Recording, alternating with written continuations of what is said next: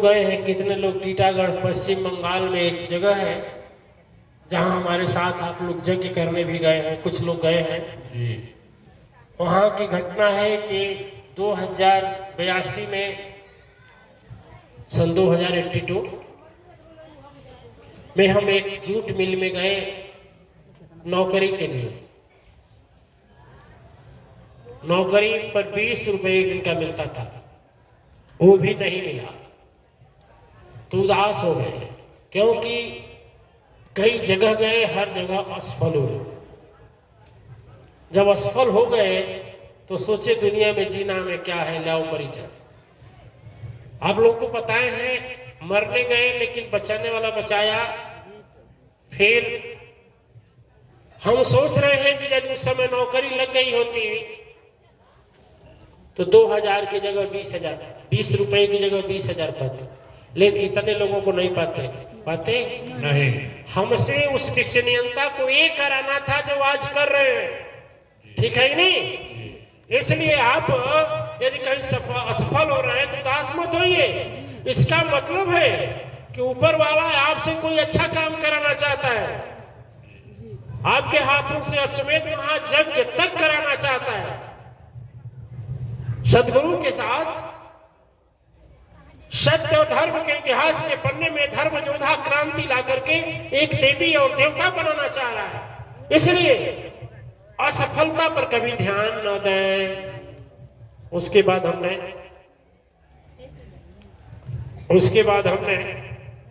शुरू किया।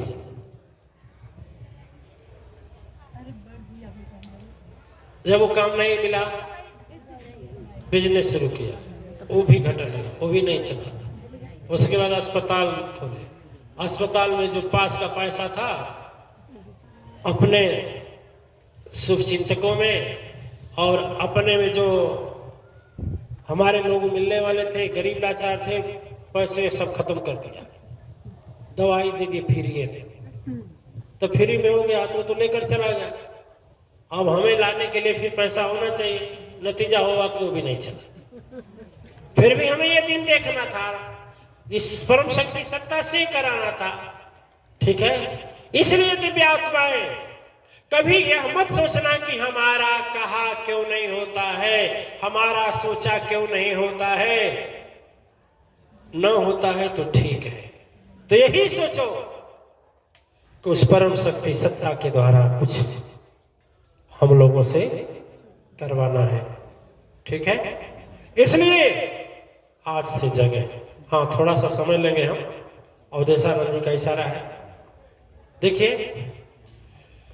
दिव्य आत्माएं, आप लोग को मालूम है कि इस वर्ष भी हमारे साथ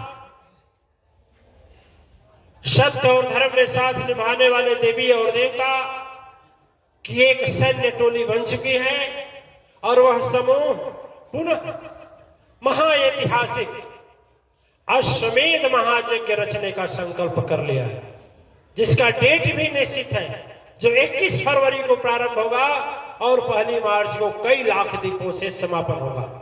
याद है? सबको याद है? देखिए, किसी एक व्यक्ति के देने से कोई काम नहीं होता है, लेकिन कराने वाला करा लेता है, वो चाहता है तब, और जो कुछ देना होता है उन्हीं की दया से होता है, ठीक है ना? एक बार की बात थी, मतंग जी महाराज, रामचरितमानस की एक घटना है। रामचरितमानस की एक घटना है। त्रेता युग में रामा अवतार में एक अवतार हुआ, एकादश रुद्र अवतार, एकादश रुद्र अवतार महाबली बजरंगबली का। सीता की खोज में सारी सेनाएं चारों ओर लगाई गई, लेकिन पवन तनय, जामवंत और अंगद मल्लिक जैसे योद्धाओं को एक दिशा में भेजा गया।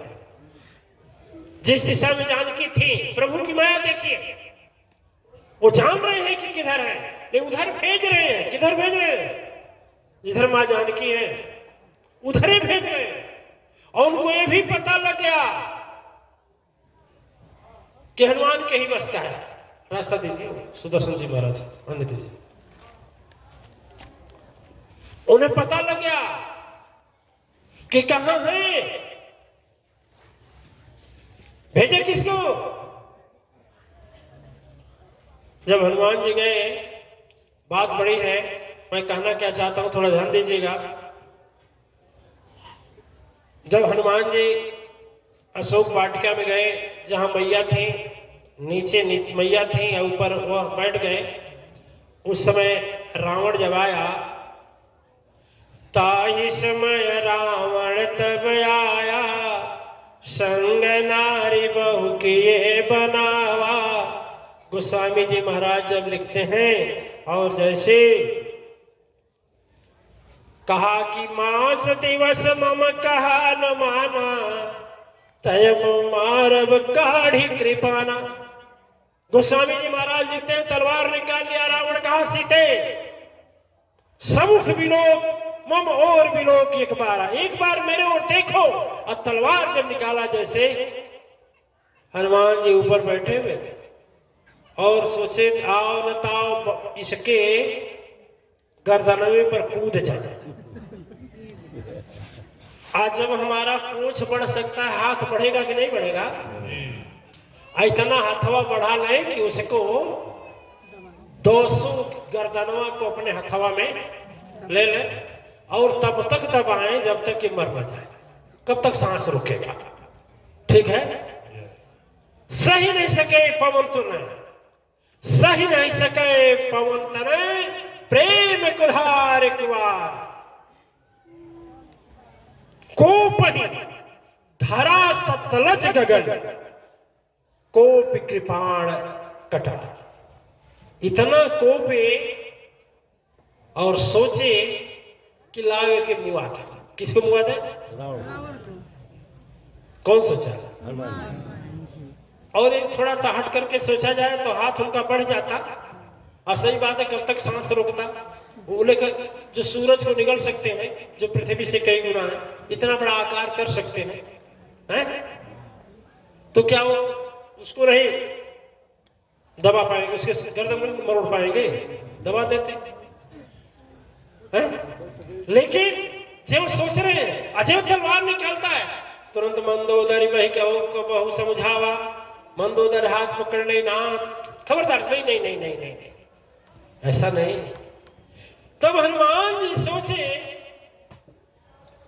कि यदि मंदोदरी की बुद्धि में आ करके, ध्यान दीजिए बात पर, मंदोदरी मतलब जब मारने गया तो रानी जो थी, किसकी रानी? रावण की। वह समझाई कि नाथ आपको श्राप है, आपको श्राप मिला है कि यदि किसी नारी के इच्छा के विपरीत उसको हासिल करना चाहेंगे तो आपके मस्तक के 1000 टुकड़ा हो जाएंगे। मंदोदरी ते ही श्राप बतावा,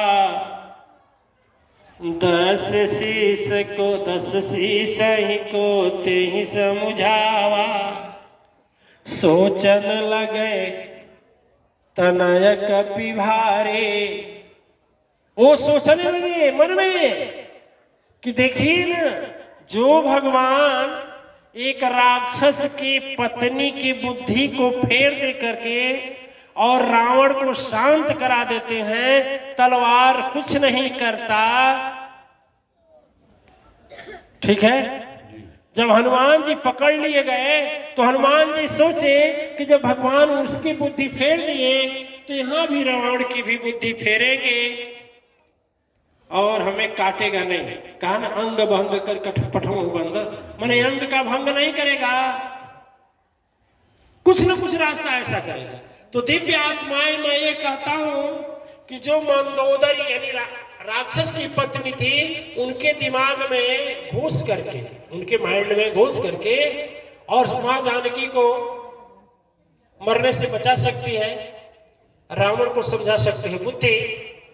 वह बुद्धि कैकेयी में बैठ करके, कैकेयी के दिमाग में बैठ करके और मर्यादा युक्त भगवान राम को वन भेज सकती है, वह बुद्धि पवन तनय की बुद्धि में बैठ करके यह सोचने के लिए मजबूर कर सकती है कि घबराओ नहीं हनुमान, यहां भी तुमको कोई बचाने वाला आ जाएगा। कौन? ताहि समय विभीष सचिवन सहित विभीषण आए। उसी समय विभीषण जी अपने मंत्रियों के साथ आ गए। कहनीति विरोधन मारई दोता। हनुमान जी तो सोच रहे थे कि कैसे जराऊं लंकवा, किससे मांगू तेल और किससे मांगू डीजल, किससे मांगू पेट्रोल और किससे मांगू कपड़ा, किससे मांगू माचिस। कौन देगा यहाँ? कोई देगा अपन घर फूके के? लेकिन भैया सहाय शारद मोहि जाना, यानी वो सरस्वती, हनुमान जी बोल रहे हैं सरस्वती जी सहायक हो गई। दिव्य आत्माएं उसी तरह से यदि आप भी इस अश्वमेध महायज्ञ में आप साथ निभाते हैं तो आपकी भी सरस्वती साथ दे रहे हैं। और नहीं तो चाहे नाराज होना या खुश, यह यज्ञ रुकने वाला नहीं है।